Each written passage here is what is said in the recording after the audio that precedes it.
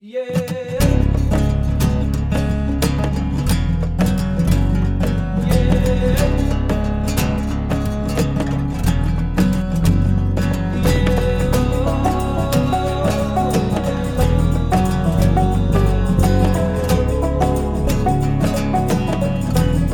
Welcome to this week's Into the Wilderness podcast. I have just scrolled through our podcast feed, and we've missed our birthday, the podcast birthday. And would you believe that we're 4 years down into the 5th year? And I would like to hear from anyone who has listened from the beginning. We know there's a lot of you. There's a lot. Let us know. We want to know what this journey has been like for you. Yeah. 4 years of podcasting. I can't believe it.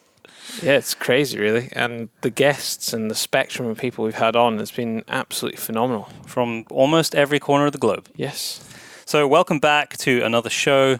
I am Byron Pace, and Daryl is sitting opposite me for the first time in, it seems like forever, but at least 3 or 4 shows. Yes. On this show, we have a podcast that I recorded when I was in Montana with Tyler Sharp, working on Volume 4, Modern Huntsman. Our guest is Valentine Thomas, who is a spearfisher. She has previously been on Joe Rogan's podcast. She has a cookbook out. She's done TED Talks. She's also a chef. Previously a lawyer, worked in finance in London, freedive instructor, contributed to Volume 4, Modern Huntsman. There's a story about her and also a whole bunch of recipes. Fascinating discussion about spearfishing and ocean conservation. Did you ask her how she got on with the Joe Rogan podcast? I'm not sure if we did talk about it in this show. It would just be cool to hear about it. We talked about it socially, I think. Okay. Over the couple of days that I spent with her. And yeah, I think she enjoyed it. I haven't listened to it now, but I just found it before recording this. So okay. I need to go and actually listen to the podcast you did with Joe. I see. Well, I'll try and listen to it. I've listened to a lot of his shows, but then he has thousands. He has like 1,500 shows out or something crazy like that. But it's a fairly recent show. We have a winner from our Guess the Sound competition from 2 weeks ago, which was a bald eagle. And the winner entered on Instagram was Sam Dean. So congratulations, Sam. Congratulations. Contact us via Instagram again if you like, and we will get a copy of Volume 3, Modern Huntsman, out to you, all about wildlife management. And we have the chance for everybody to win a copy with this show again. And we're going to stick with our Guess the Sound because it's just so incredibly popular, and I'm always astounded the amount of people that take the time to enter. So we can educational and fun. That's why it is. Absolutely. So we're going to play another sound for you now. All you have to do is tell us what makes this sound, and you will be entered into the competition to win a copy of Volume 3.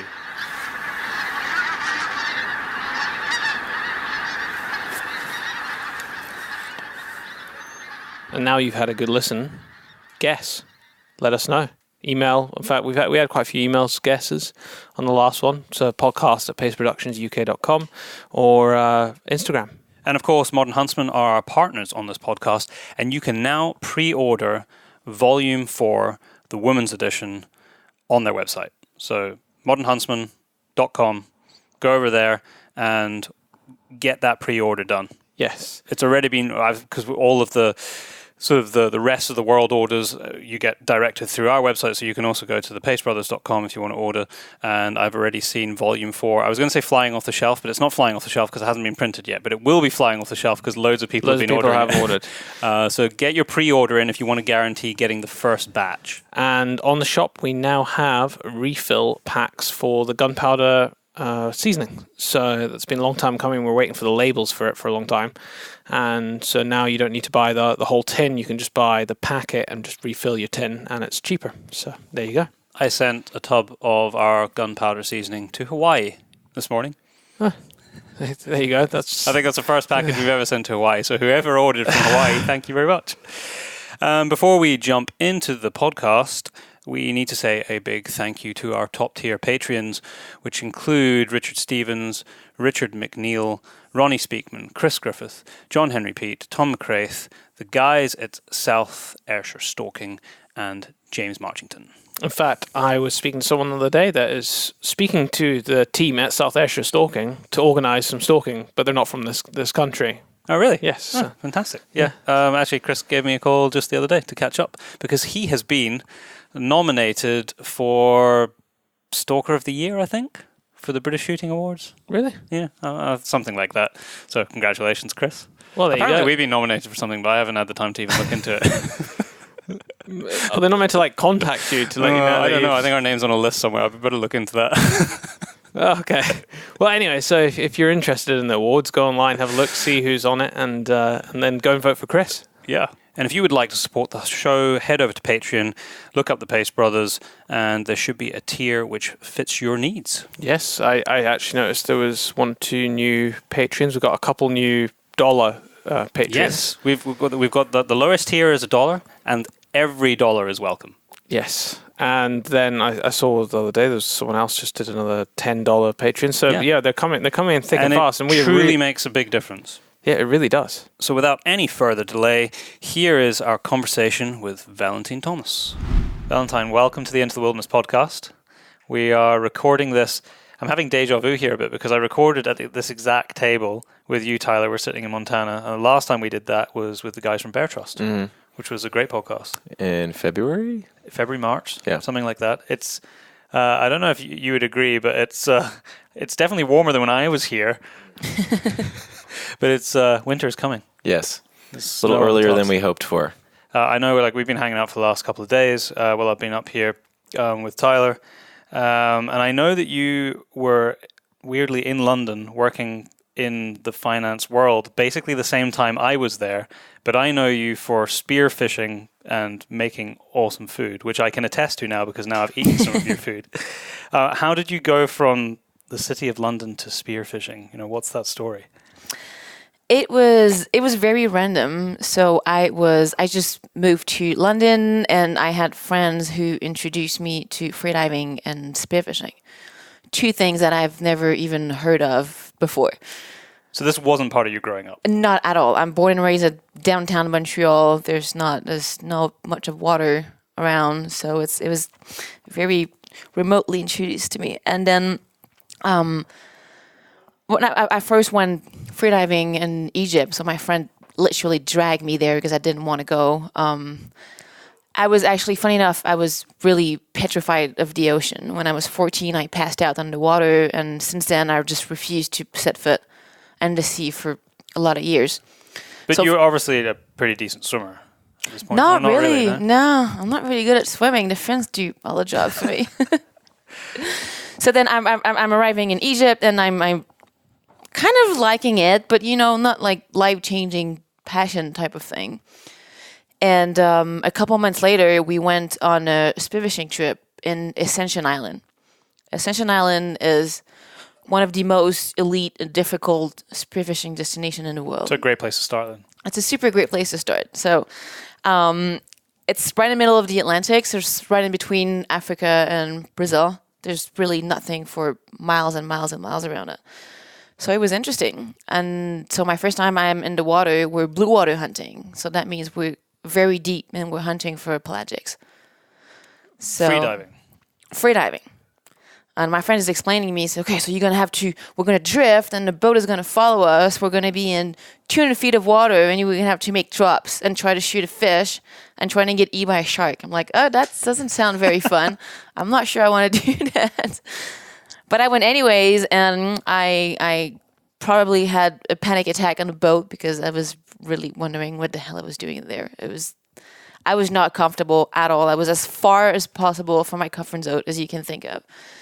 And then I shot my first fish, and that night we just grilled it on a beach, and we watched the sunset, and this is what made me fall in love with it. And there was no turning back at that point? There was no turning back after that. After that, it was a weird shift in my life because... So how long ago was that? That was in 2011. Okay. So about 8 years ago. And when I came back to London, I didn't want to do my job anymore. Food was boring. People were boring. I was like... I know this feeling. I just had a complete shift. And what I liked and what I valued, what I wanted out of life, everything just completely changed in my life. I've always been a very career-orientated person.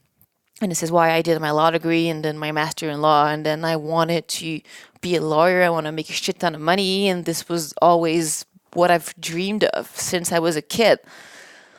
like that bad as a point at when I was 7. I looked at my mom and I said, well, when I grow up, I'd rather make a lot of money and have a job that I don't like than have a job that I like with no money. Now, funny enough, that's what I do. I make barely no money and my mom is mad at me. Yeah. But so at that point, just literally everything changed. And I got hired to make a documentary in South Africa in 2016. And when I came back to London, that was it. So during this period of time, so 2011, 2016, you're still working I'm still working.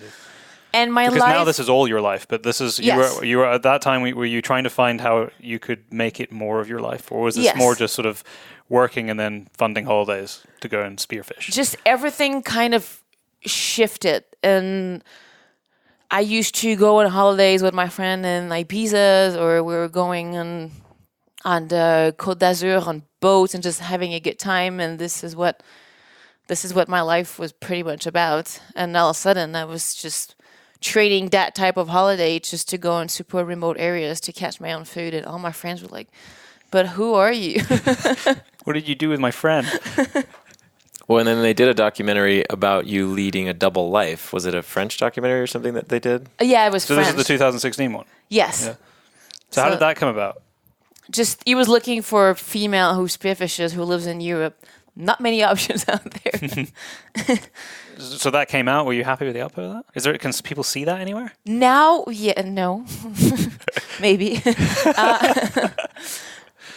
Now when I watch it, I almost feel super embarrassed by it, I guess, because I just look at myself and I'm like, I was just leading a life that was just completely different. As I was living in a fantastic apartment, I had a brand new Mercedes, I had 2 dogs. So this is all in the documentary. Yeah.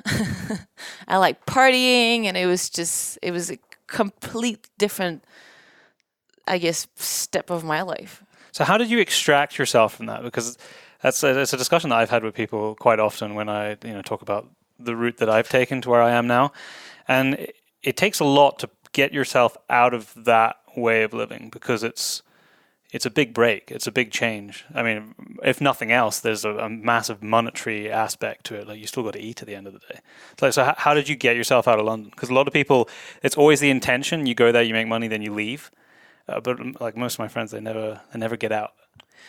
I mean, it happened kind of. So at the end of the summer, I decided to go spend 5 weeks in Tanzania and Zanzibar. It's a terrible part of the world. I don't know why you'd want to go. Well, because my friend has like a charter business there, and he told me he would rent me a room for $5 a day. So I said, okay, that's fine. That's what I would spend at Tesco anyway. So might as well just go there and try something different. And then this is when I was there, but I really realized that I was chasing the wrong things for so long. It's, that's, you know about the London life is you getting a raise. What you do, you get an apartment a little bit bigger, and then you get a car a little newer, and then it's chasing superficial stuff. Exactly. And then I was there for 5 weeks, didn't wear shoes once, and I was just bonding with locals, and I went fishing for my food, and all of a sudden I just felt that I was not chasing after anything anymore. I just felt super at peace, and it was very surprising and remote to me, because I'm not born in the outdoors whatsoever. Like I'm born in the big cities, but I just find myself, and I found my happiness and stuff that I even first of all knew existed, and second of all very far away from who I was and what I like or my values or anything like that. But it certainly looks like, from what I know about you now, that there's absolutely no turning back. No, not a chance. Not a chance. My mom really wants me to, but no. And where did you said that it was the food aspect and that connection with being responsible for taking something out of the sea and eating it that really was what captured you. But when did the actual like cooking yourself really? Because it looks to me, just judging from like the last 2 days with you, that's a really majorly important part of what you do and who you are now. Oh, my life revolves around food. Okay. Always. It's when I plan my day, I'm like, okay, what I'm going to have for lunch and dinner. Then I plan other stuff around it. So it's became, I've never been trained for it or anything like that. I just always since I was 4, I started baking and making little stuff. And in college, I was organizing dinners. I was the only weirdo that was organizing dinner, being like, oh, tonight we're going to have tikka masala lamb and rice. And my friends were like eating hot dogs. I spent all my money in food. So it's kind of why I guess this whole aspect of spearfishing that I really like. Because when I started spearfishing, I didn't even like spearfishing. I was still petrified of the water. I was not comfortable. I was not having a good time. I was feeling like I didn't belong there whatsoever. I felt super weak. I felt super vulnerable. And it's. But then the food aspect just made me push through it, because having those amazing dinners with friends when you're sharing what you caught and just always eating fresh fish and lobsters and a bunch of amazing stuff that I didn't even know it existed, because you don't find a lot of those fish in the supermarkets. And I just decided to push through, and now it's good luck getting me out of the water, because it's. So now you like eat both of them equally. Exactly, but it took me a while. It took me a good 3 years to be comfortable in the water. I want to talk about the actual spearfishing process, because it's... Before we jump too far ahead, though, because this is an amazing part of her story that I'm struggling to write about for our women's issue, is the transition when you actually decided to leave London and you moved to Miami. Tell him a little bit about that, because that's something I think that a lot of people wish they could do, and the struggle you went through, and the low parts of that. Right now, if people see you online, they're seeing the success you've created for yourself, but I think it's important for you to talk about what it was like before that. So yeah. I mean, there's quite a bit of people who are telling me, "Oh, I wish I had your life," but really, I don't. It was so when I came back from Tanzania, this is when I decided that I just want to quit everything. I had no plans. I didn't have an idea.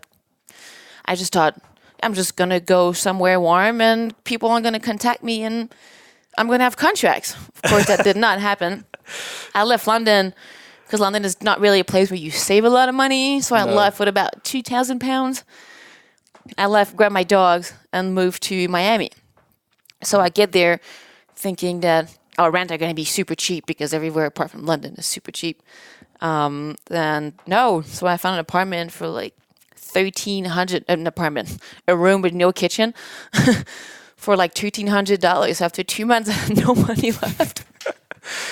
So it was just me and my dogs, just not knowing what my next move would be.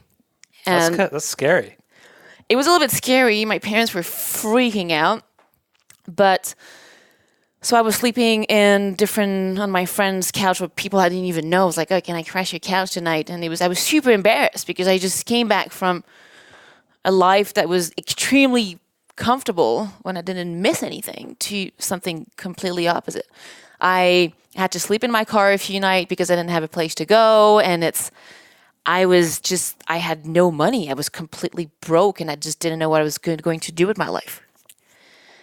But then at some point I just realized that, if you want to build something for yourself, then you're going to have to work for it. You can just not be sitting on a beach with your dogs waiting for people to call you.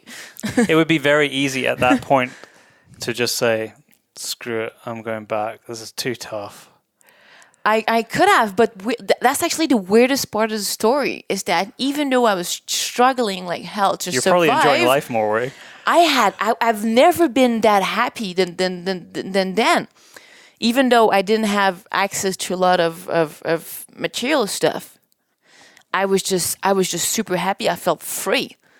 And this is something that I've never really felt in my life, always following the path of going to university, getting a degree, getting a master's, and getting a job, and trying to get everything, getting to the system very quickly.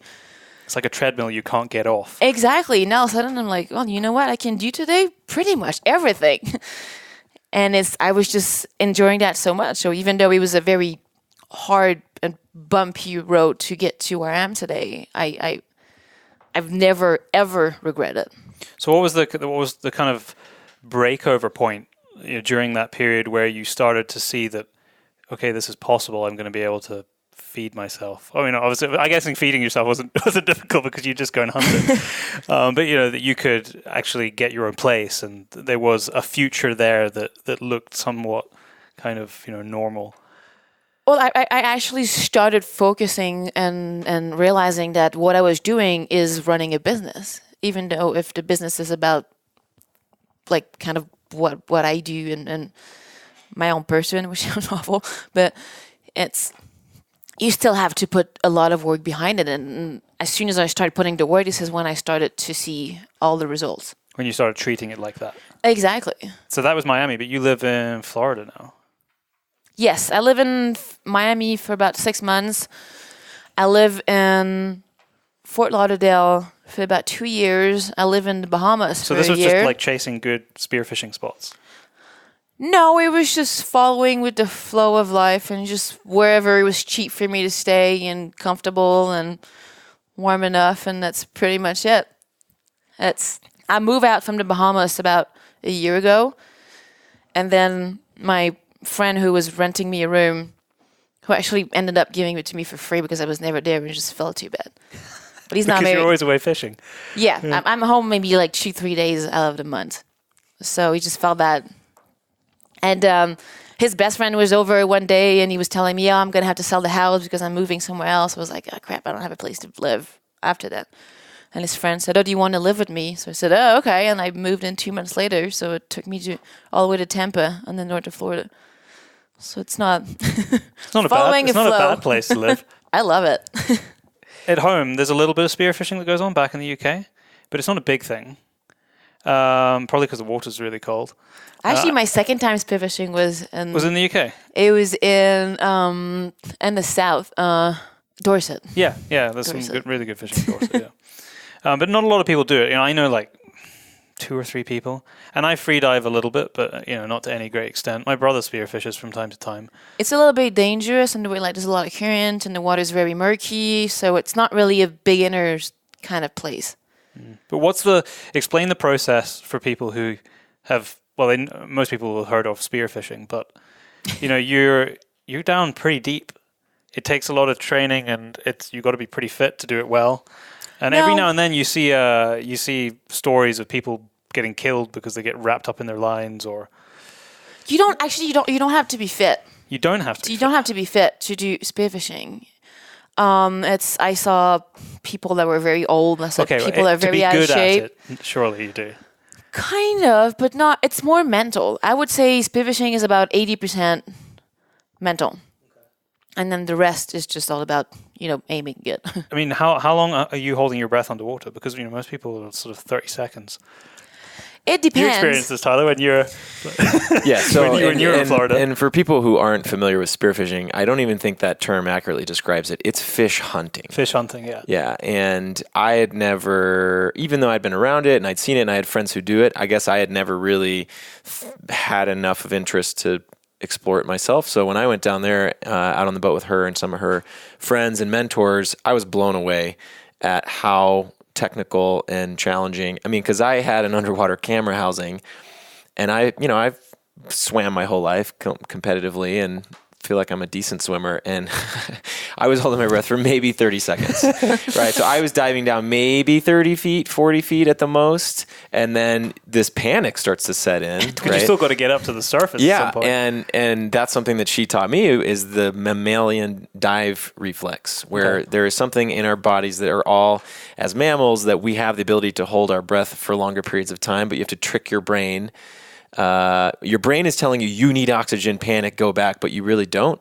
And so when she's saying mental, that's kind of what I learned. And so when I was watching them, and I don't want to speak too much about this because I don't know, but this is just me observing I don't want to call it a sport, but whatever, the practice, right? And they always dive in pairs. So ideally one person's up on the surface while the other one goes down. And a lot of that has to do with if they shoot a fish, these sharks are coming in. And we were fortunate that day that there weren't any sharks. This sounds dangerous. Yeah. Sharks were there. I just didn't tell you. It wouldn't have bothered me. I was hoping we'd see some, but I wasn't going to say that out loud. So they stay in the murk. Okay. You can see the shadows just just lurking around. So why don't you just go a little bit more into detail there, because you've told me some crazy stories, and I have so much respect for spearfishing now, because I experienced it and realized that I am not capable of doing it at this moment. I mean, I would have to train and teach myself, and there's a lot of safety things and there's a lot of strategy that goes into it. And because it is underwater hunting. Oh yeah, it is 100%. You have to track your prey. You have to anticipate his behavior. Different species have different behavior. You have to learn all of that. It is purely hunting. It's just underwater and holding your breath while doing it. And they're also identifying fish species and size of fish underwater. Yep. So you can't just shoot anything, right? So that's a whole other part of it. There's rules and regulations depending on different parts of the world that you're. There's rules and regulations, and there's also, I read a lot of reports, scientific reports on fish population to make sure that what I'm catching is actually doing the right thing for the ecosystem and the environment. It's very selective. It is the most selective way of consuming fish or seafood. I mean, it's way more selective than fishing for them because there's a lot of luck involved in that. You don't really know what's going to be on the end of your line. True. And so if it's too small, you have to throw it back. Yes. Yeah. And with spearfishing, you don't have to do that. So basically how it goes for people who don't know is you're on the surface, you're wearing fins. The freediving fins are pretty long. So maybe mine's are about 85 centimeters. So they're pretty long. I don't know how many inches. It's okay. In the UK, we work. They're probably 2.5 feet, 3 feet long. Yeah, 3 feet to a meter, basically. Yeah. So, yeah. Okay, so they're really long, and then of course you're wearing a wetsuit, you have a knife on your belt, you have a mask and a snorkel, you're breathing through your snorkel, and what you want to do is that you want to relax yourself. So you want to slow down your heartbeat. Okay. So you kind of want to put your body into sleep mode. So that way, when you're diving, you're just saving as much energy as you can.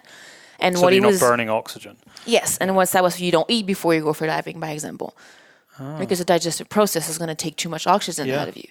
And how he was explaining about the mammalian dive reflex, as soon as you immerse your face underwater, those transition are starting to happen in your body.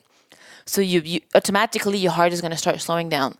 And your blood is going to start shifting from extremities to vital organs.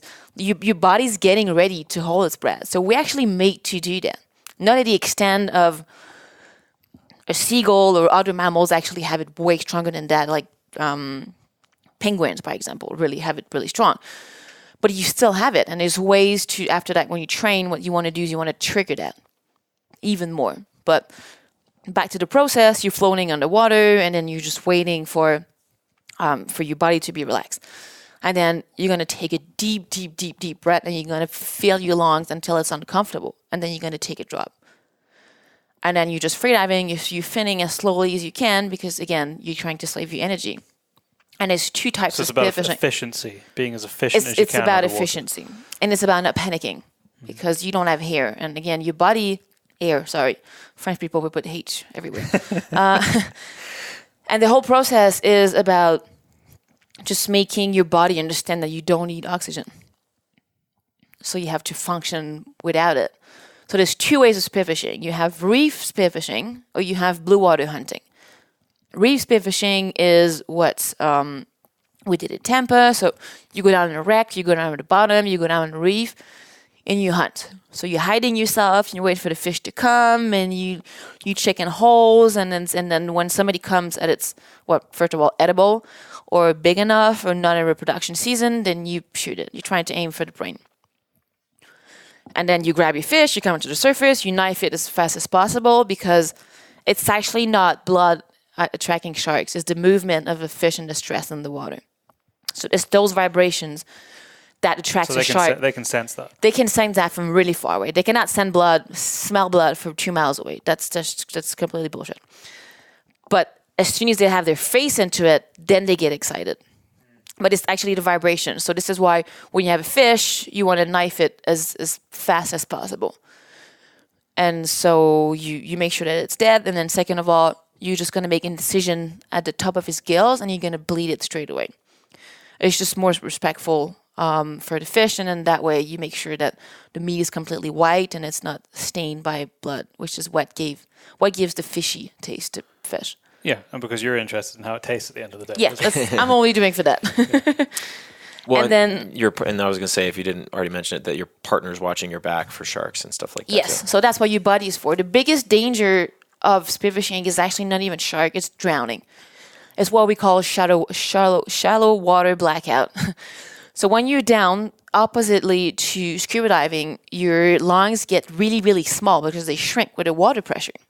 So on your way back, you don't need to make a stop because your lungs just go back to their normal. Yeah, there's no decompression stops. There's no decompression. You don't have to do that. And as your lung expand and the percentage of oxygen you have in your lung becomes really small, and this is when the danger of passing out can occur. It happened to me once in the Bahamas. And it normally happens on your way up as your lungs are expanding. Exactly. So when that happened to me, I was in the Bahamas where you only allowed to use primitive gear. So it's literally a stick with an elastic attached to it.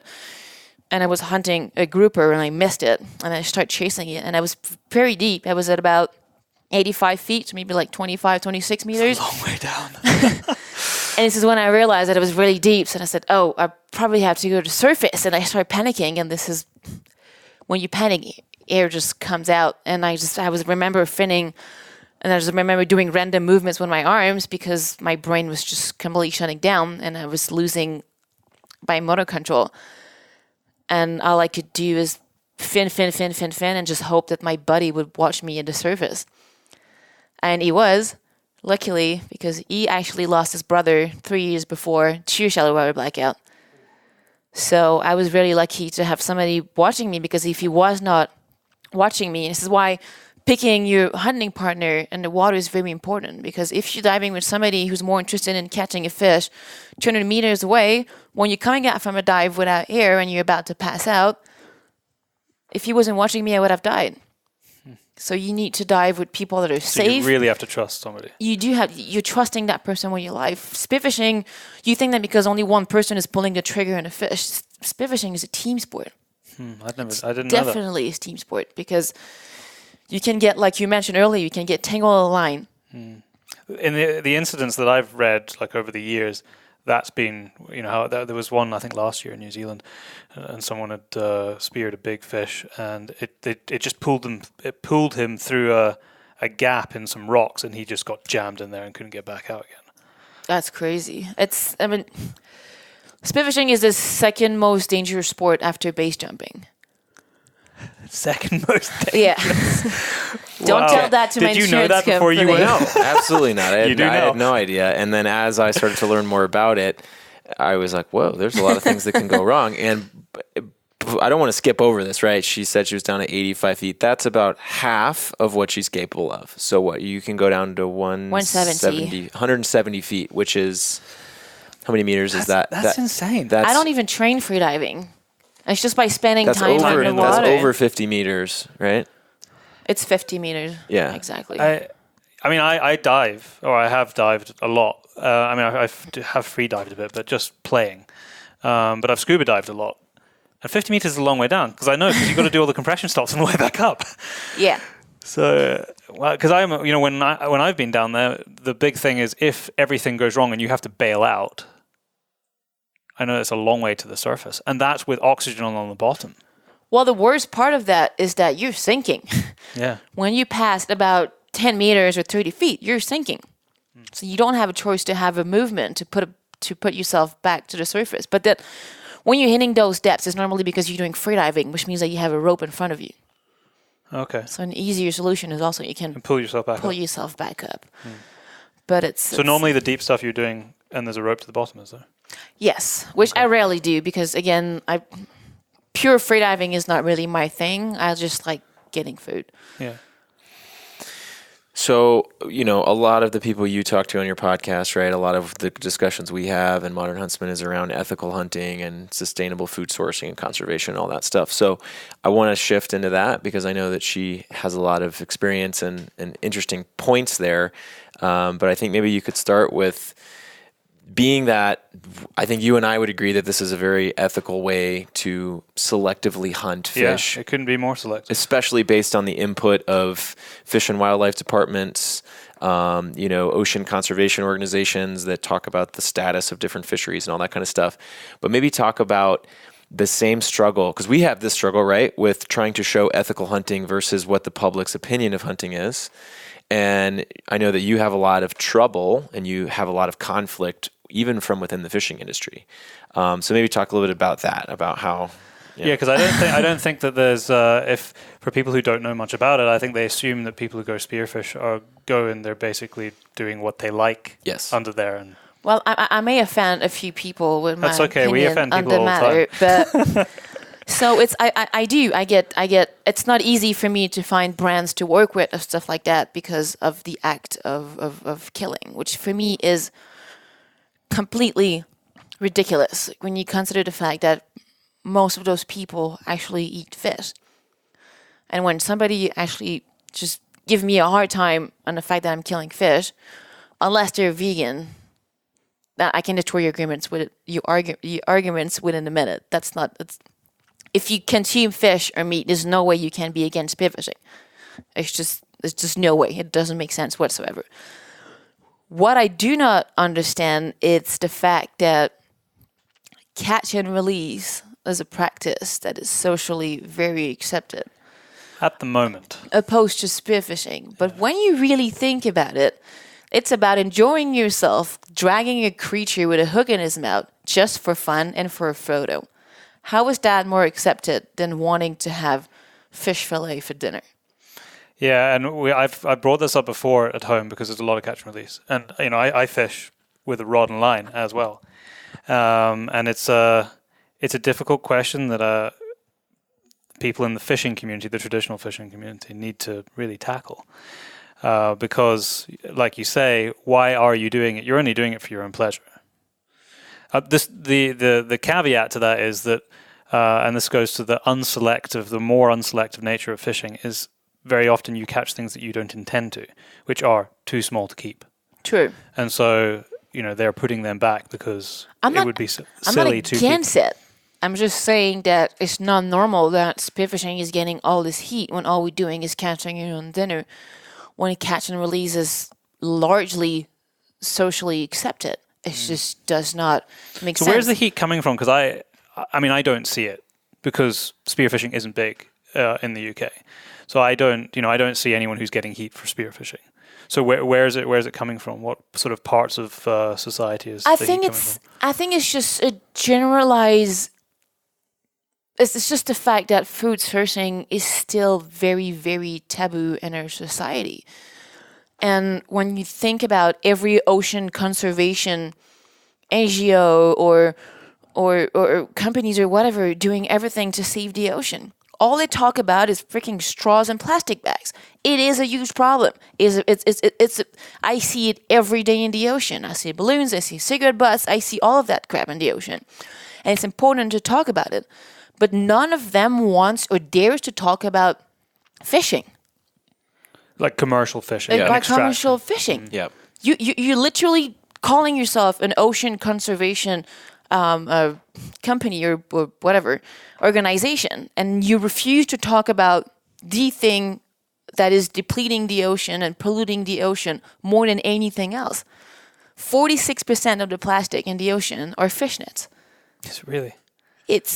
People have to talk about it, and luckily it's starting to shift a little bit, but it's not normal that huge organization like Sea Legacy or Greenpeace or all they talk about is small things that at the end of the day is not going to make enough of a difference. It starts in our homes. It's on the decisions that we make as consumers.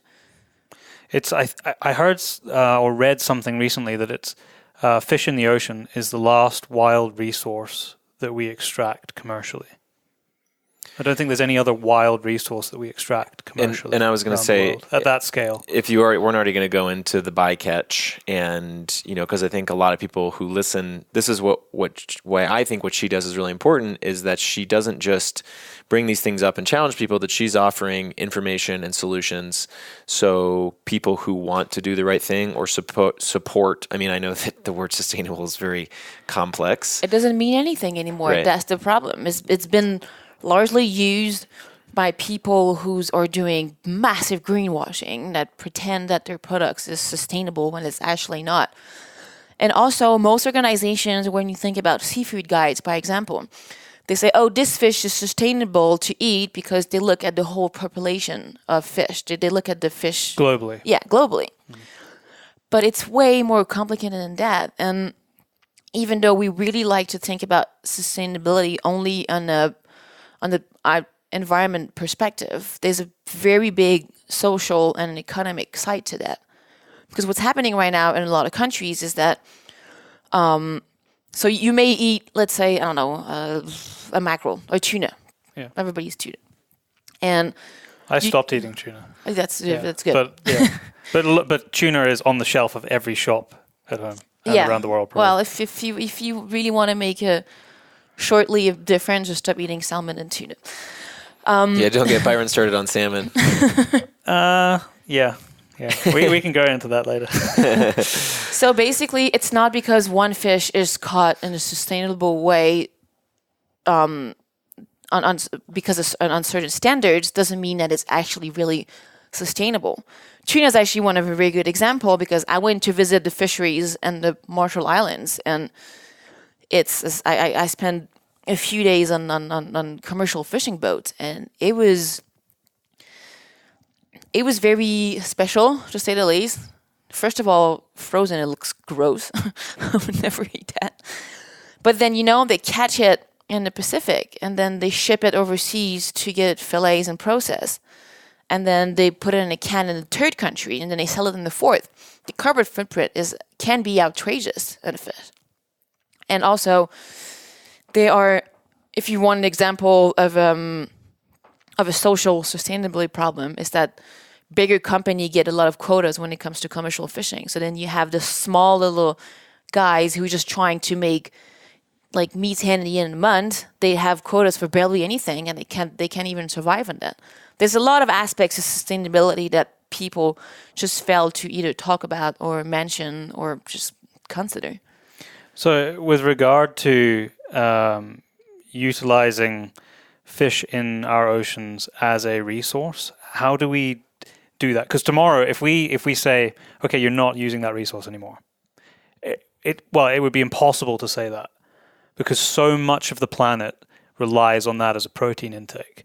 I mean, I know, for example, the entire catch out of Namibia until last year was going to the DRC, the entire ocean catch. And that is where most of their protein comes from because it can't come. So how do we address that when obviously for humans, it's vital at the moment for survival without screwing our oceans at the same time? The problem is not even the population, because there is enough fish for us to fish our oceans in a sustainable, regenerative way.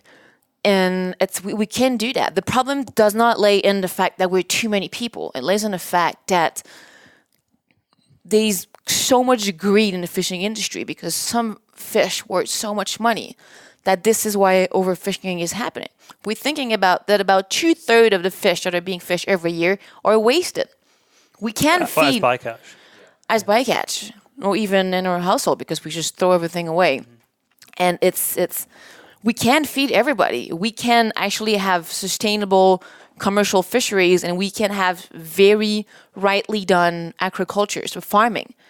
That this is all possible. It's just nobody, pardon my French, but nobody gives a shit to actually do it the right way. All they want to do is money, and this is where the problem is. The commercial aspect comes first in so many instances, and the perfect example that everyone will be familiar with at home and increasingly in North America is the salmon farming example. Yes. With the knock-on effects to the environment that surrounds those salmon farms. And the only reason like you're just suggesting there, that can be done many times better with almost zero negative effect on the environment.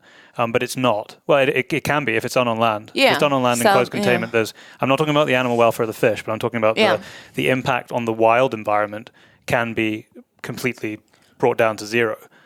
Because but it's not done. No, it's not done at all. Because money speaks first. Well, I was going to say too, you've talked about that being the number one traded commodity in the world, and something with that many zeros fish. behind. Yeah.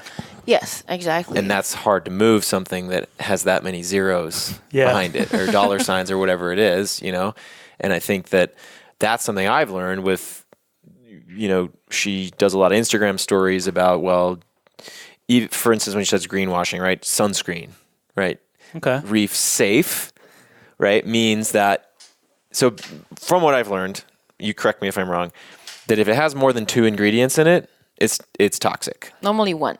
One. Normally okay. it has one. Maybe it has two. Yeah. So those are considered reef safe, right? In terms of it's not poisonous to the coral reefs and the fish.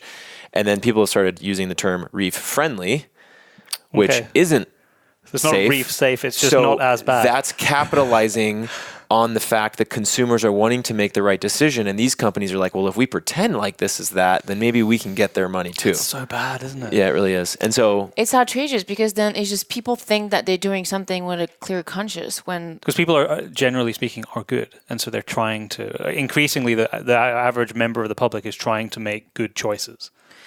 I mean, I think that with social media, we get feed a lot of information, a lot of it. Some of it is good, some of it is really bad.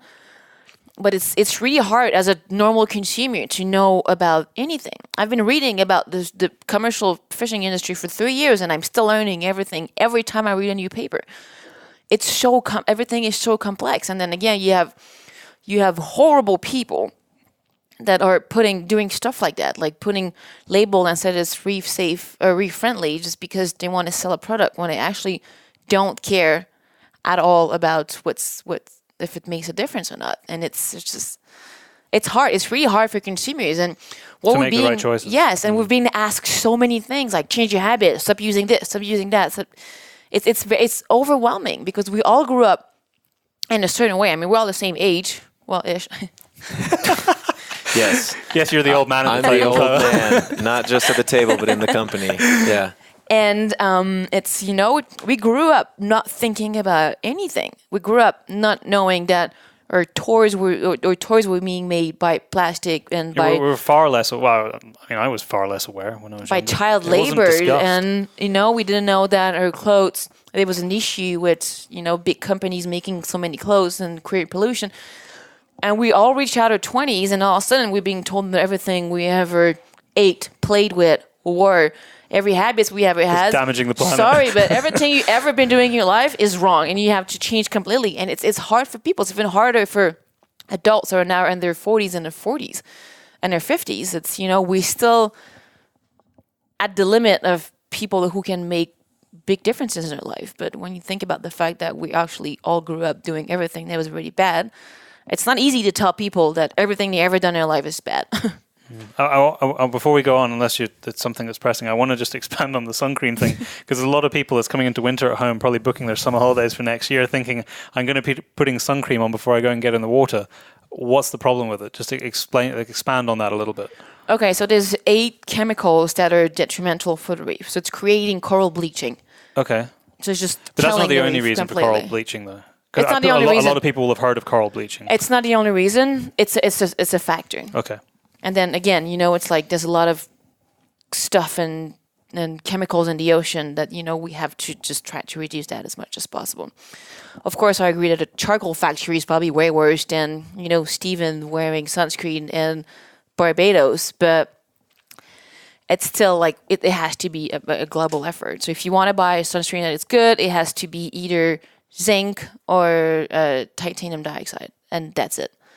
Only one of those 2 ingredients, or maybe the 2, as active ingredients. If there's more than that, it's bad for the reef. And it should say reef safe on it. That doesn't really matter. It doesn't. You need to actually look at the Just look. The only thing that matters is the ingredient. Yeah. And I mean, beyond what it does for the ocean, it's also what it does to our skin, right? In terms of natural products and things like that. So I'm going to go and look at the sun cream now. Yeah. Well, I've been. I have no idea what's in that. I've been trying to do that, But yeah, it's interesting. And then before we move too much on, in terms of, we don't need to dive too much deeper into the sustainable word, but for people who do eat fish, I wanted you to talk a little bit about what they can do or what to look for or how to support it and make the right decisions.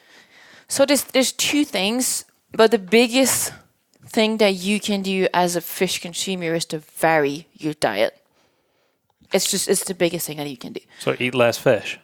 Or different types of fish. Or different type of fish. I mean, I don't think you should be eating fish more than twice a week anyways. Not if you're buying it from commercial fishery, unless you have your little boat and eat as much as you want. But if you are part of the system of the commercial fisheries, you shouldn't be eating normally seafood more than twice a week. But there are very good options that are actually really cheap. Mussels cost nothing. And it takes 5 minutes to prepare, and it tastes really good. And it's a very sustainable thing. Yeah, because they grow them commercially.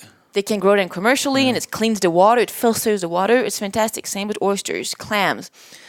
There's a bunch of fish too that, again, it's really complex. It's really complicated. Food guides do provide also some kind of guidance when it comes to what to buy sustainably. But just bear in mind that it's only ecological, and it does not take into consideration the fact that some fisheries are just going bankrupt and can't even survive, and villages don't have access to food because the quotas being given to 2 big boats while tiny little fishermen are just struggling to survive. Well, and traceability too, right? Didn't you say there's ways to verify where those fish came from, that they were done correctly? Yes, and this is also because it's one of because it's the commodity which is the most traded in the world. There's a lot of seafood fraud happening. What's saying it's coming from a certain location and it's actually coming from That's somewhere one else. of them. Or they're going to sell, we have grouper sandwich for lunch at a restaurant. And I'm like, this is not grouper for sure. And it happens to me a lot. And actually, the MSC estimated that more than 30% of seafood is wrongly labeled. 30%. Deliberately. Imagine if 30% of your meat at a grocery store was not what you think you buy. Yeah, well, people will remember a few years. Do you remember the horse scandal? Yeah. That's basically what was happening. So why are they doing that? Is it because they are getting a higher value for fish that it costs less or are more abundant? I really don't want to sound condescending towards Asian countries, but there's a lot of belief that a certain stuff are going to have an effect on. Or even as a food stuff. Oh, a lot of it. There's a lot of food stuff that is supposed to either also is very luxurious, and there's a spiritual side to certain food too. I mean, in Quebec, we have one of the best lobster in the world, yet it's being sold at Maine lobster, even though it's not from Maine whatsoever. It's Canadian lobster. That's just one of them. This one is not that bad, but there's just way worse than that. It's just nobody seems to think it's scandalous when it's fish. People just, fish is fish. Yeah, I know that there was a couple of chefs in the UK that, on this basis, that there are certain species of fish that, as a society, we want to eat more of, like cod. People always want to buy cod in the UK. There's a lot of other fish species which is very similar to cod and even tastes kind of similar. Some of them arguably taste better, but we don't buy them because we've got this psyche of it's cod that we want to buy. And they had a campaign to try and get the public to eat a greater variety of fish species, because then you're not having this huge pressure on a single species. So I think that goes to what you were saying in terms of variety. Yes, exactly. I mean, most people... Don't be afraid to try something new, because most fish taste awesome. People eat cod, they eat bass, they eat salmon, tuna, and the first one is... halibut. Maybe. Yeah, halibut. Oh, it's like the most popular. Yeah. Yes, but people literally only eat that. And it's just so many... All my favorite fish are fish I've never heard of before. And it's not because... And it's a good way to... Again, like if we wanted to do the right thing, it actually would be easy. Tilapia is a very sustainable fish to farm in America. Yeah, but why nobody talks about that? Tilapia is really not that bad. It's not. I like it. Doesn't taste. If you doing fried in a pan or even baked, if you put it next to cod, it's very similar. To a lot of people, anyways, it probably tastes... A lot of people probably couldn't tell. They probably couldn't tell the difference anyway. So why nobody talks about it? Why don't we have more tilapia farms that are sustainable? Why people keeps buying this horrible farmed salmon instead? Is the care and attention to the species that you're pursuing when you're spearfishing, is that across the board as a community? Is the spearfishing community very conscious of that, or is that harder to find? It's like the hunting community, I would say. Most people are, they take conservation very seriously. We take fishing laws very seriously, like such things as seasons and size and stuff like that. We're very good when it comes to that. But again, like in hunting, there's always going to be people who don't care. Idiots everywhere that's just doing the wrong thing. And I met her mentor in Florida when I was down there shooting the story, and that was one of the things that really impressed me about GR was that, you know, you do see a lot of people they're going out there trying to kill the biggest fish they can. And she would never say this, but she has 5 world records. But most people don't know that because she doesn't. That's not what it's about. Because GR said it's about going out, being safe, getting fish in the boat, and everyone coming back alive. I don't have world records. I didn't submit them. Oh, well, exactly. What would have been registered world records? You know, I think that's cool that, you know, at the end of the day, she was taught by somebody because it's not important to you. It was about. It's not important to me. It's just, it probably would help with my marketing. I just don't want to promote spearfishing as something which is driven by catching the biggest fish. You don't want to promote it as something that's trophy hunting. Exactly. Even though, I mean, I shot a marlin. I shot a 400 pounds marlin.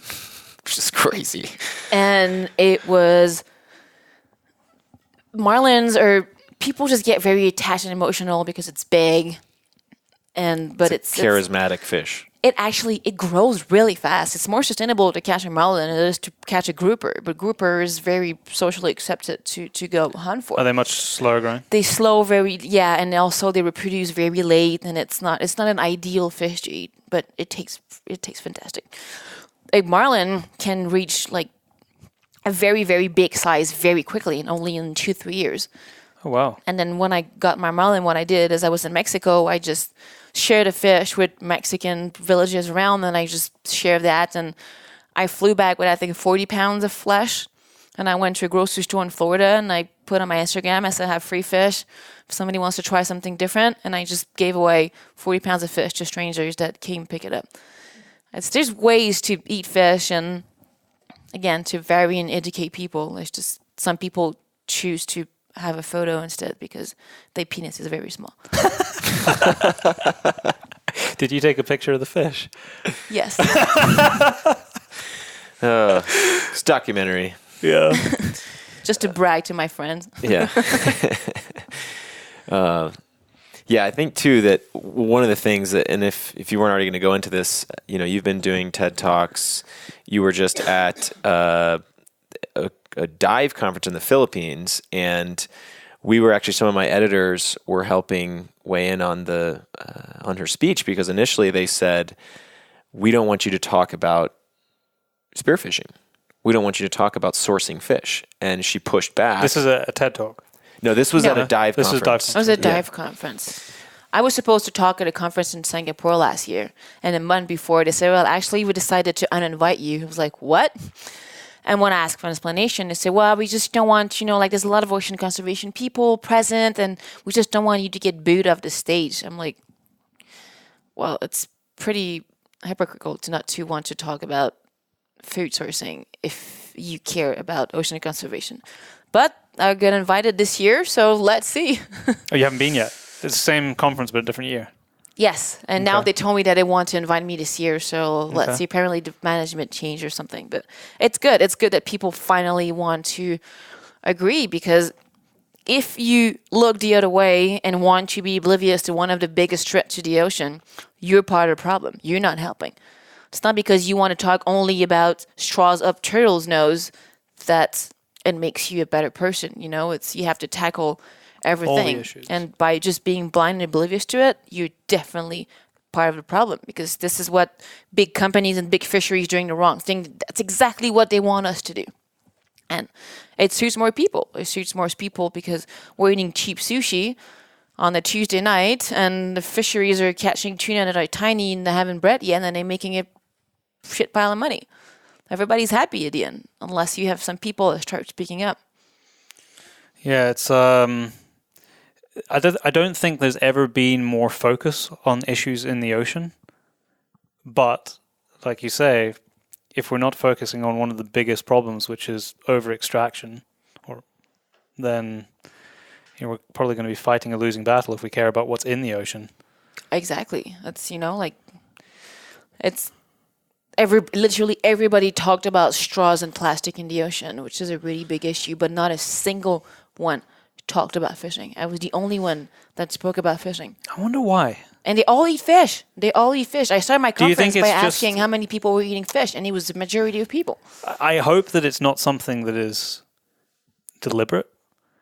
because if this conversation was about salmon in the UK, I would be very tempted to suggest that there is money pushing that conversation so that it's not a focus point, or it's just that people have become so focused on these issues which they feel like they can make a difference on, because you as a person sitting in your house anywhere in the world can make a very easy decision not to use plastic straws anymore, or to make sure you're not washing yourself with microbeads. It's an easy thing that you can do like that overnight. Yes. But changing commercial fisheries around the world seems like something that's just so far, even though, as we've discussed, it can be through your own buying decisions, but it seems like such a far reach of making any kind of impact that's going to be positive. But don't get me wrong, like most commercial fisheries in the world are very, very well managed.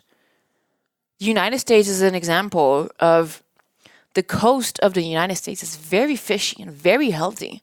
They take a very, very, very good care of it.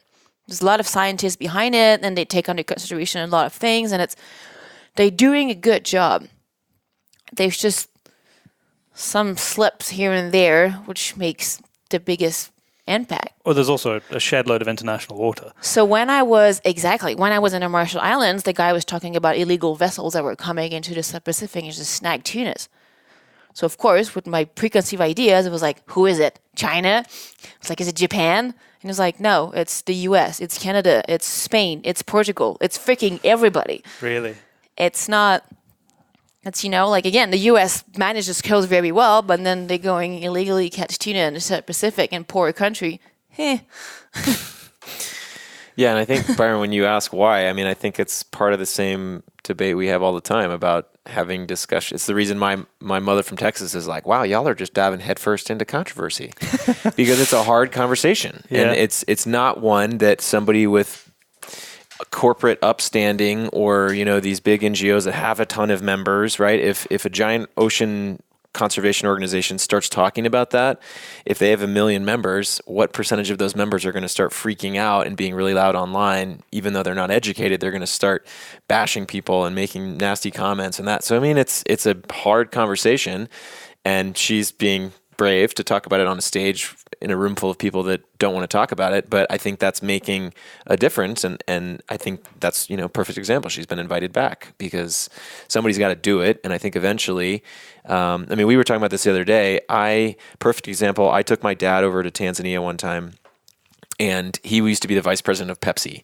Well, we saw Coke bottles everywhere by Lake Natron, right? Because there's a road that goes between Manyara and Lake Natron, and and most of these Maasai and African villagers, they just don't, they don't know better. They're used to throwing their produce out or whatever. It decomposes and things like that. Well, my dad saw that, and he's like, that's a really bad PR problem for Coke. And he's like, rather than trying to shame people into picking their own trash up, he's like, you should go to Coke and say, hey, you've got a problem on your hands. Why don't you use your corporate money to, instill a program that gives either molasses or cattle credit or money in return for handing back the bottles.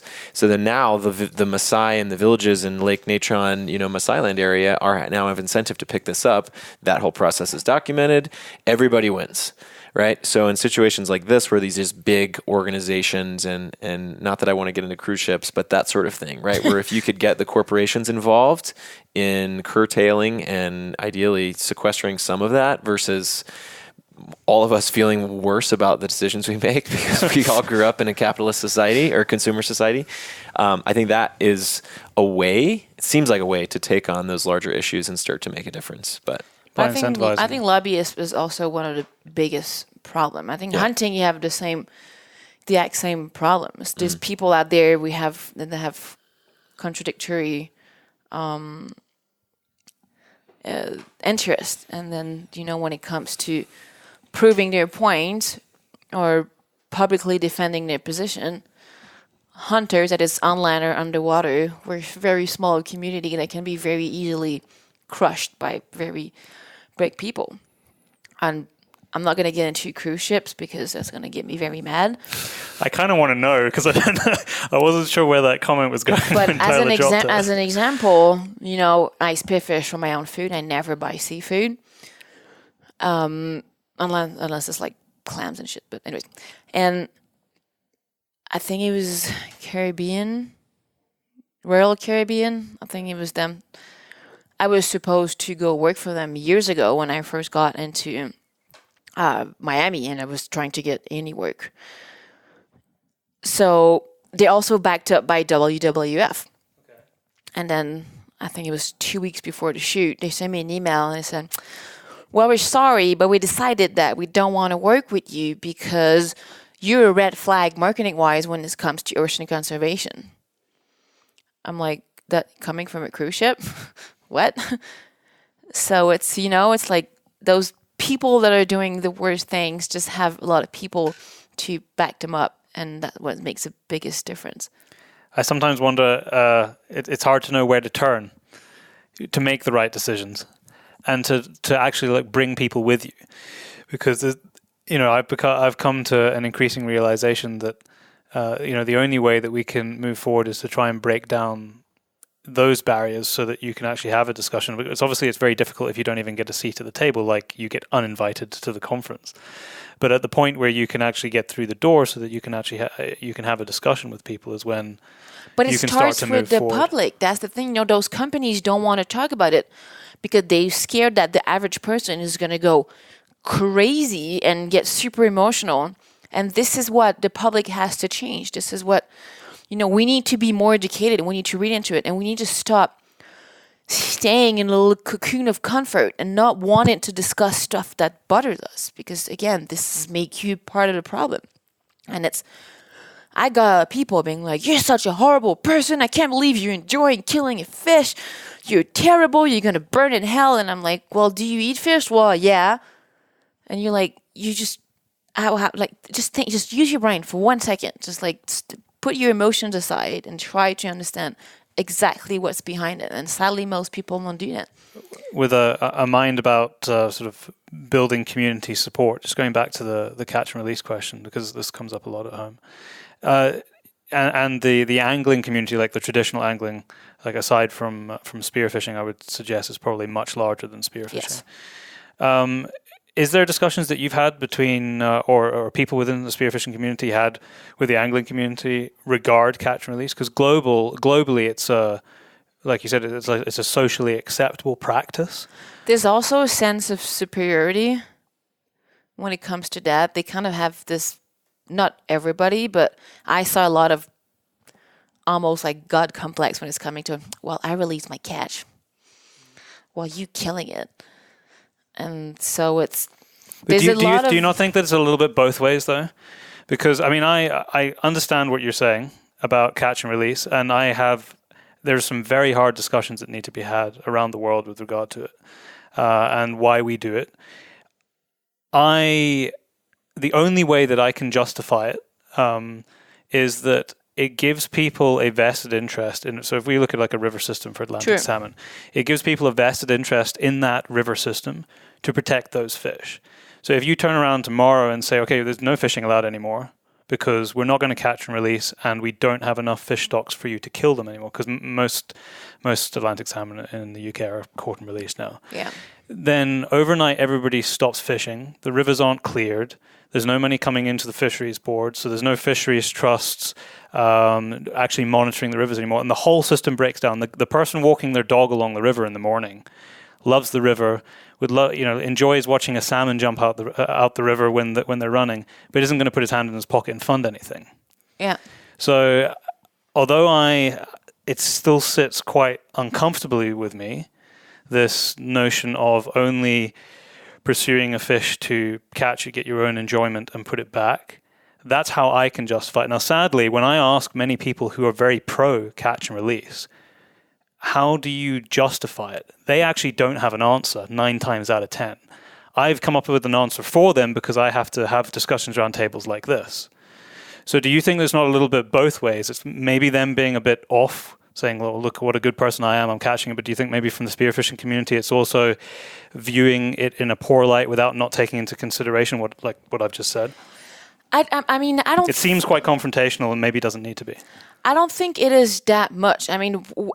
What from my experience, what I feel is that we're the only one getting all the heat. And I'm only telling that to somebody who does catch and release if they're giving me a hard time for what I'm doing. But it's not. If you enjoy doing catch and release, have fun. Who am I to judge what you're doing with your free time?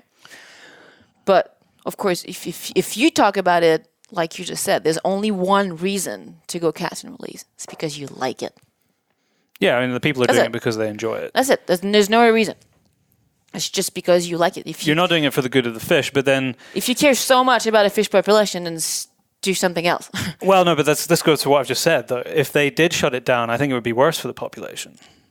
So this is a little bit like the moral exception with somebody who goes and is a trophy hunter. Right. And so you can take moral exception to their motives to go and want to do it. But if you look at the overall consequences and positive impacts of that activity as a management principle, you can justify it on that basis without looking at the individual person's motive for doing it. Yeah. So certainly, like in our river systems, there would just be no one on them. And it would definitely be worse for the fish.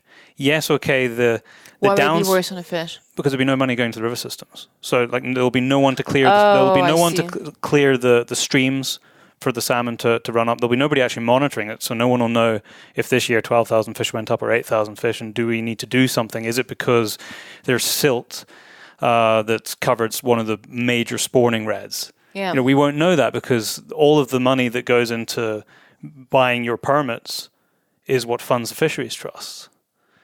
So if you can't catch and release, no one would fish because you're not allowed to kill in most of the rivers now. So there is an upside to it. But I mean, I'm agreeing with you. Like I agree with the sentiments. I just have to try and justify it if it makes sense.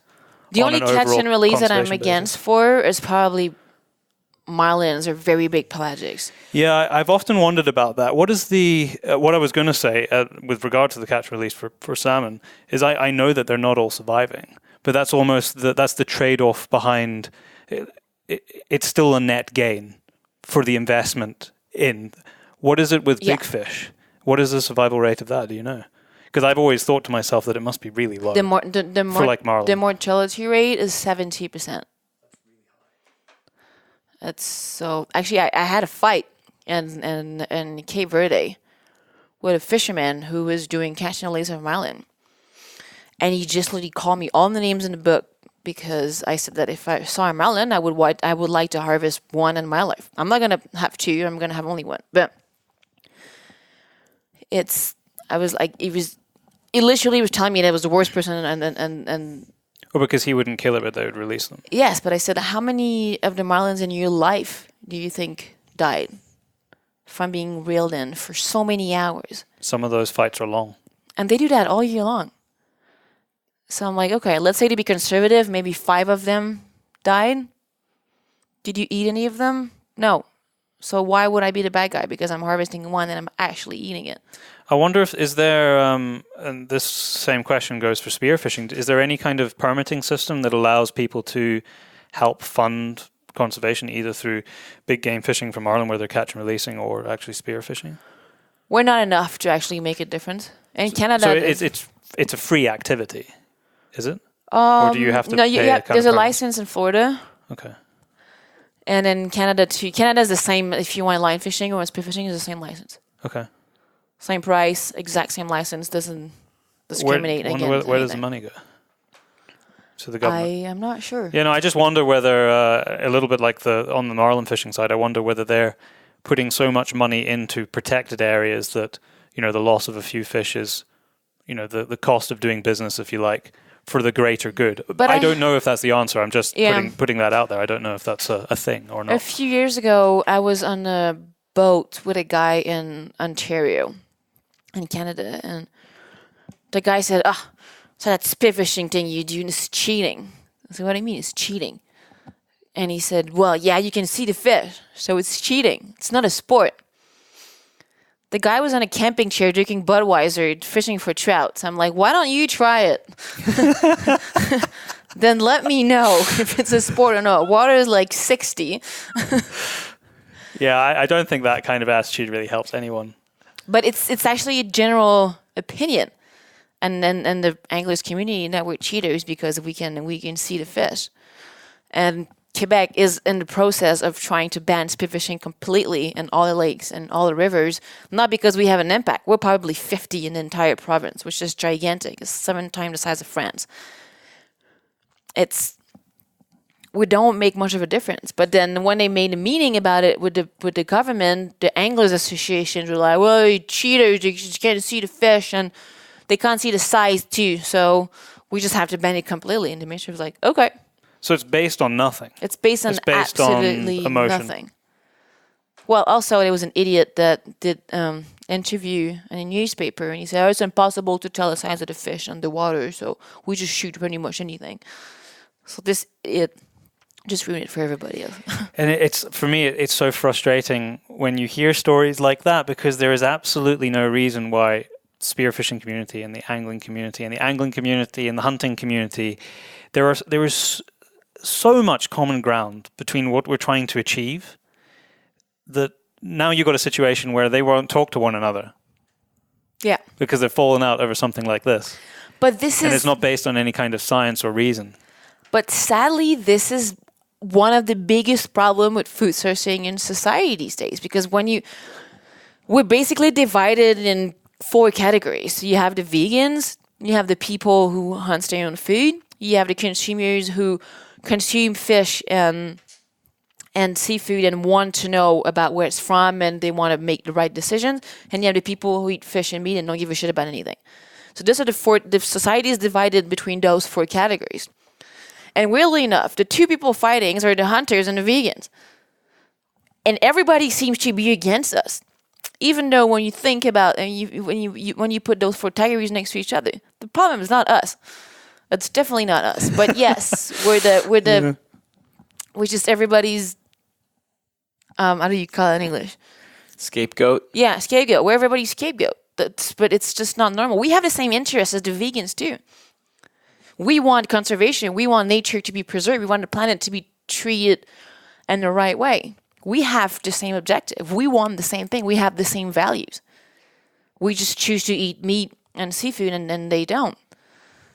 I think there's an increasing amount of the vegan community who accept that, though. I mean, even just judging by the conversations that have been had, through Modern Huntsman. Yeah. Okay, I might still choose to eat that way, but if your decision is to eat meat or eat fish, right, and you're going about it in that manner that is, sustainable and wild and low impact in terms of the environment, then I'm all for it. Yeah, I think the common thread there is a mindfulness and respect towards the way you're living, your lifestyle, particularly about food sourcing and being a part of the environment. And I think that's Jess mentioned it, but I think she's mentioned it as well. That's one of the more powerful things I've learned about spearfishing, is that forces you to be a part of the food chain and the ecosystem. Because now you told me it's like you go underwater and the smallest fish is still way faster than you.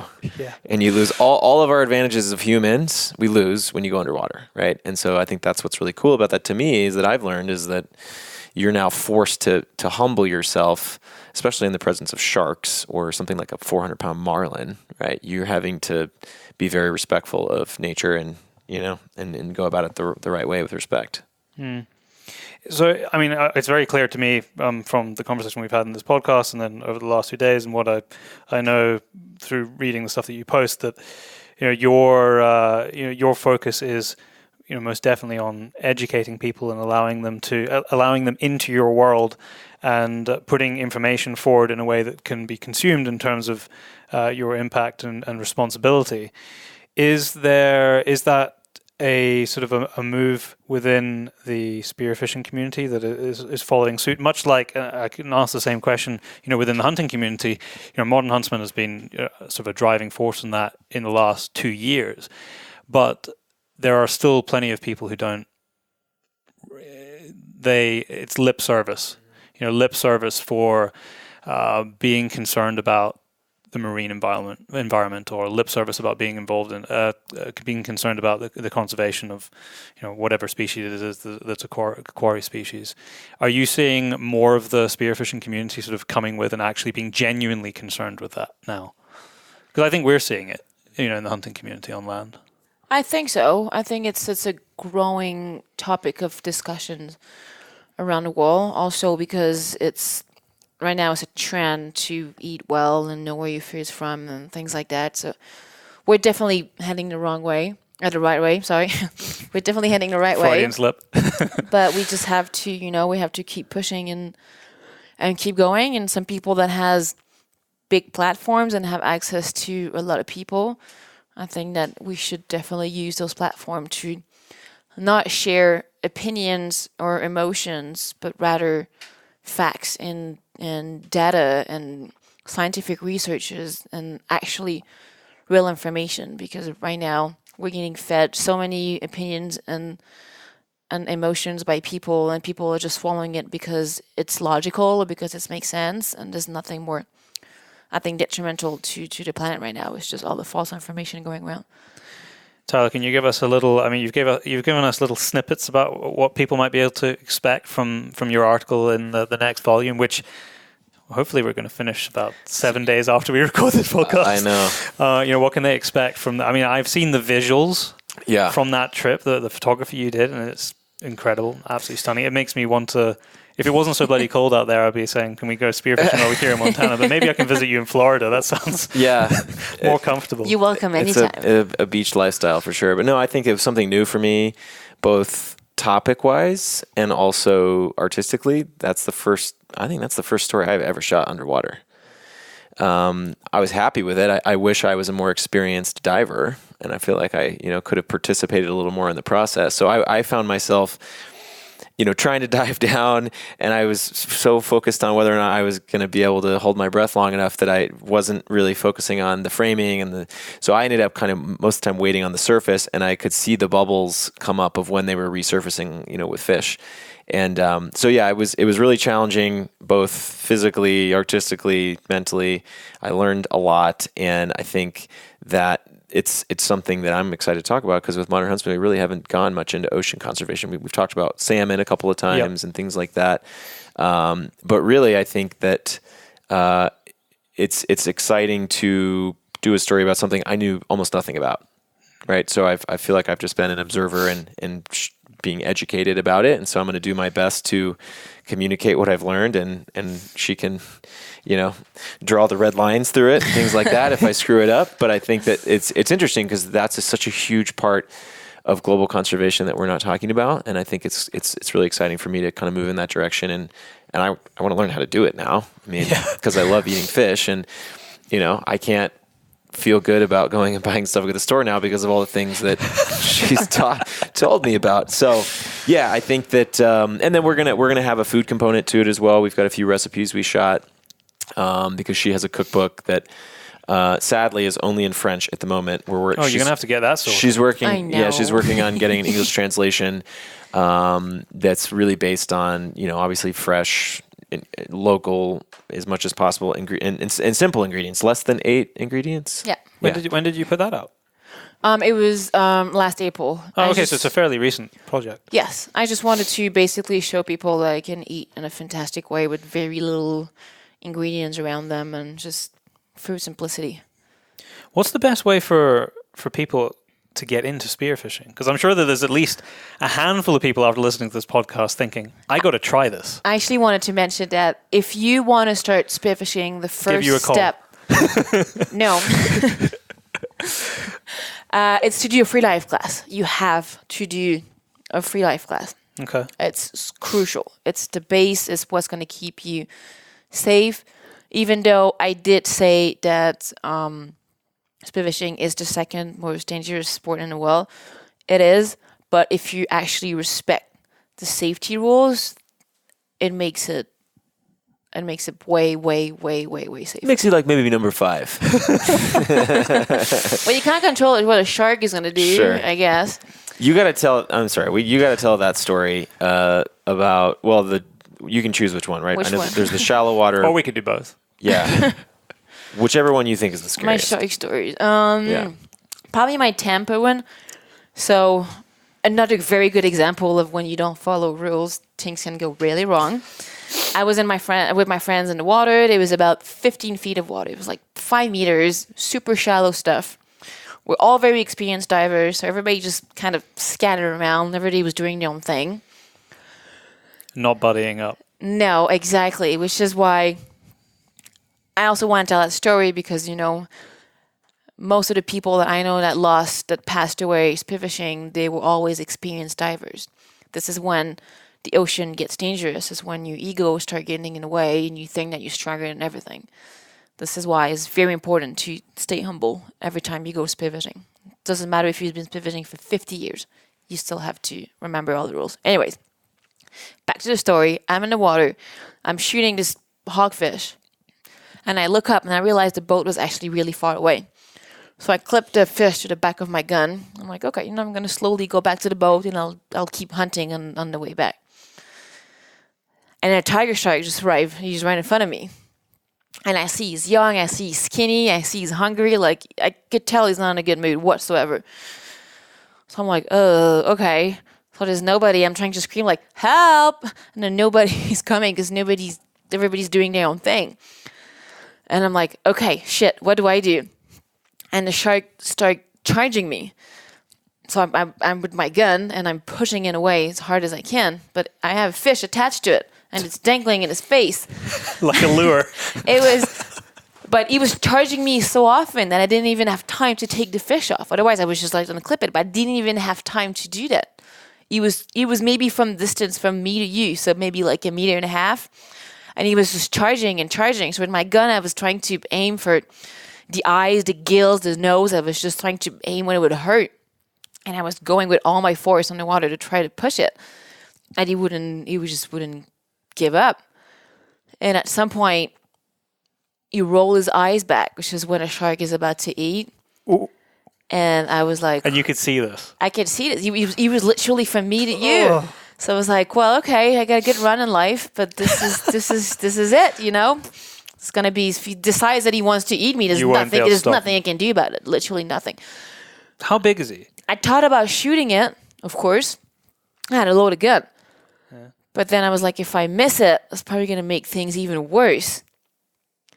So I probably would have shot it if he were gone full-blown trying to eat me. Because, again, I would never shoot a shark, but if I have to pick between my own life and I don't think nobody would pick the shark. Fine, eat me. I'm in your territory. Please eat me. It sounds really good on Facebook, but in real life, it's actually not how people react. And then one of my friends who heard me screaming thought I just had a big fish and I needed help. So he comes next to me and he's like, I'm like, there's a freaking tiger shark. Just put your back against mine. Cover your half, I cover mine. And we're like this and we're waiting. The poor little guy was 17 at the time. He's from Montreal and he asked me to take him fishing. So I flew him to Florida so he can come fish with me for a week. And I'm like, oh, God, if he gets bit like his parents are going to kill me. So we're pushing in, but then the shark saw we were two. So at some point he just left. He didn't like being outnumbered. So I was screaming as often as I could for one of my friends to come help me. And then swim back to the boat. And then like my heart is pounding. I put my gun down. And I hear my friend, shark! I'm like, hey, no shit, you dumbass. I'm like, I've been screaming for your help for the last 20 minutes in the water. And then everybody got on a boat and the shark just starts circling. And same shark? Yeah, the same shark. He was very aggressive. Wow. So that's one of my stories. Okay, all those people that I said probably want to go and try spearfishing have all just decided that it's definitely too dangerous, so screw that. But when you're two, it's fine. That's another reason why it's very important to be two people in the water. Sharks are way more intimidated by two people than by just one. I think my heart started to go a little bit fast listening to that story. But we're used to it. Like I live in Tampa, it's the Gulf of Mexico. It's very murky. It's very sharky. You just have to, make sure that you follow rules and you look around and you watch your back, which is the most important thing. How often are the people who spearfish hit by sharks? I mean, maybe is it like a twice, handful of times a year? Or? Maybe 3 times a year, something Globally? like that. Yeah, I mean, it's not that it's pretty much. small numbers then. But One of still. my friends got bit this summer Badly? in the Bahamas. Pretty bad. There's two spearfishermen that I got both in the Bahamas. In July last year, there was a doctor that got bit in the face. It happens. It happens. But they're wild creatures, you know, and it's There's a limit to what you can control. there's not much. I mean, You're in their environment after all. for a hunter, I guess it's the same thing that facing a grizzly bear. Yeah. There's similar. Or a lion, or a leopard, or a buffalo, or Yeah, anything. The shark is not gonna go for you. Yeah. It's very. I saw thousands of sharks, and apart maybe like one encounter when it was very aggressive with me. I had other stories, but I had a fish, so it's just a little bit different. You have to be careful about what you call a feeding frenzy with sharks. Because when they start eating, that's when they roll their eyes. They don't see anything. They're just munching. They're just munching, and they don't care. Yeah, I'm going to pick the location I go spearfishing with you. With no sharks. No, it's very fishy. You should come. There's a lot of fish. You're not selling it to me now. I didn't see any sharks. Yeah, that's the problem, Tyler. You didn't see them. They stay back. They don't really, unless it depends. So when you go blue water hunting, when you have a lot of water and you hunt for migratory species, then it's can be pretty much a different game. I went to locations. Hawaii was one of them. French Polynesia, or even in Florida, you jump in the water, and straight away there's 20 sharks. I'm just waiting. They know what you're doing. They're just waiting for you to shoot a fish to eat it. They're pretty lazy. So how do you get the fish out when you've got all these mouths that want to take this fish off you? You have to try to get a kill shot. That way it doesn't vibrate. They don't vibrate. So the shark don't go. You can pretty much put it up one in front of his face, and it's not going to do much about it. But if it starts going crazy, then the shark goes crazy. You start chasing it. So you have your buddy needs to dive down and go next to the fish and poke the shark away. Or Yeah, casual. Yeah. Just take care of that shark for me. I'm going to get their fish back up to the boat. that's pretty much what you have to do. So a friend of mine shot a super big wahoo in New Caledonia, and it was like 20 sharks in the water. So I had to go down, and I had to make sure protect the fish. And that person, you have to like reel in the fish as fast as you can. You put it in the boat and do it again. Do it all over again. I'm honestly not sure if I have the balls for this.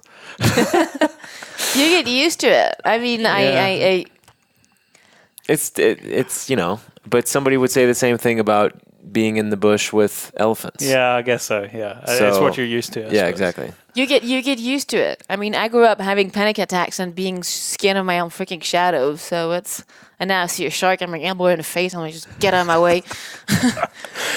So It's habits. where are you off to next? Where's your next location that's not home in Florida for spearfishing? Are you going anywhere nice? I'm going to Bermuda in a week.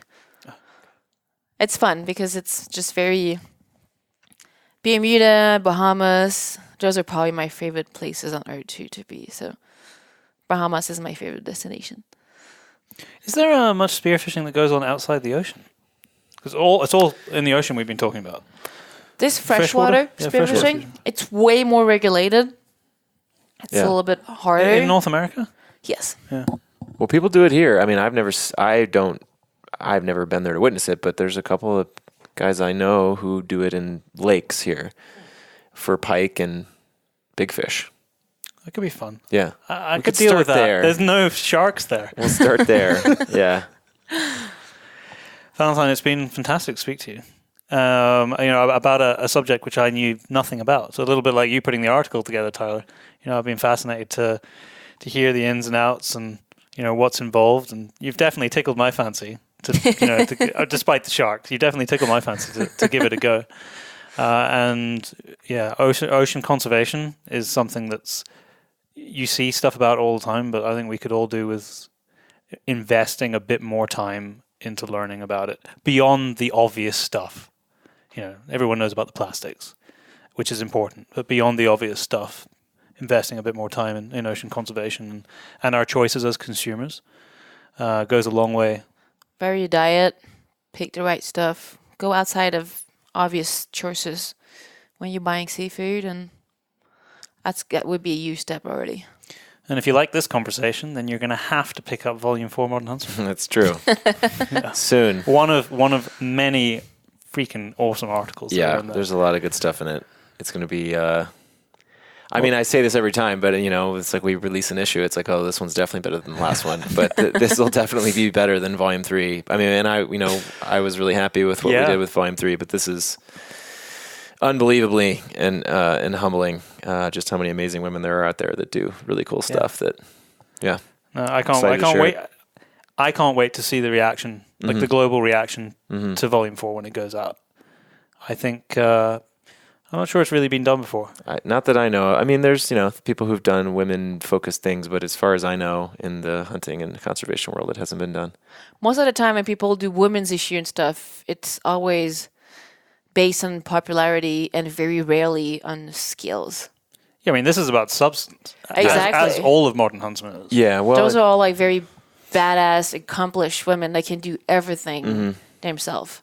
Yeah, and I think, in the same spirit of what we've been trying to give people the spotlight and the microphone who don't get it in general. Same thing with these women is it's a lot of them live quiet lives and secretly are out here in the American West, and we've started to meet some of them, and it's blown me away how much there is. We could do 10 volumes on it. Well, we've got a lot of years left, hopefully. We can do another women's issue in the future. I hope so. Well, thanks for both of you for joining me today. Thank you for having me. Cheers. Thank you very much for listening to the show. Of course, we will be back in 2 weeks' time. If you would like to support the show, head over to Patreon and check us out there. There's a whole host of tiers at different amounts, and hopefully you can find one that will allow you to help support us and make the podcast. Our podcast supporter is Modern Huntsman, and Volume 4 is available for pre-order right now on their website, modernhuntsman.com. And Volume 3, if you haven't got your hands on a copy yet, should be shipped out to you within a few days of ordering. And that is also on their website and on ours, thepacebrothers.com. And I think potentially the next one, we can have a little chat about what we've been up to, because I've not even talked about where I've just been. Yeah, at all. I've not told you anything. Yeah, for the last 4 months between us, we've done Tanzania, Botswana, Namibia, the Congo, South Africa, Montana, LA, and in a few days' time, actually, I have been to France. I was in France between then, and now I'm about to go back to France for another job. So yeah, we've been pretty busy and around the world for the last few months.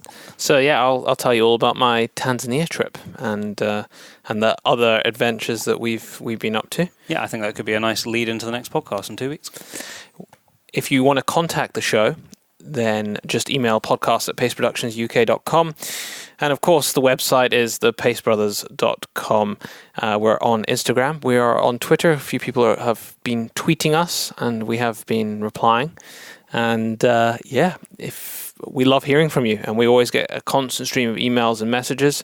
So just keep them coming in. Suggestions, thoughts, whatever is on your mind. We do reply to you eventually. It just takes time. That's all. I think I'm completely up to date. I think I found time to reply to all the emails now that have come in over the last few months, because some of the longer ones I try and dedicate a bit more time, because since you good people took the time to write very long emails, I think everyone's had a response.